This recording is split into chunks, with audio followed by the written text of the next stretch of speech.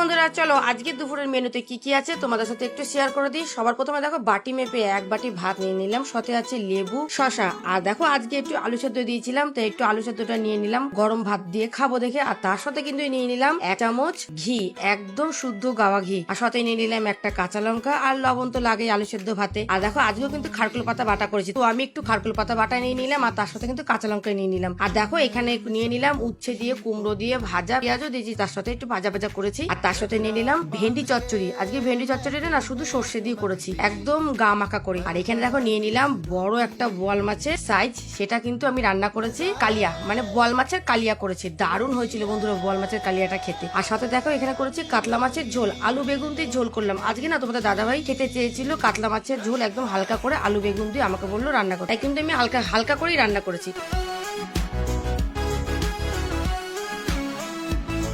আর এখানে দেখো নিয়ে নিলাম আমের চাটনি। আমের চাটনি মানে যে কোনো ধরনের চাটনি, আমের চাটনি হোক, টমেটো চাটনি হোক, রোজ কিন্তু পাতে থাকছে। আর সাথে নিয়ে নিলাম একটা সাদা মানে রসগোল্লা, সাদা মিষ্টি যাকে বলে রসগোল্লা। চলো আজকের মেনুটা তোমাদের কিরকম লাগলো তোমরা কিন্তু অবশ্যই জানো। তবে আজকের মেনুটা একটু হালকা ভাবে রেখেছি। চলো এই পর্যন্তই ছিল।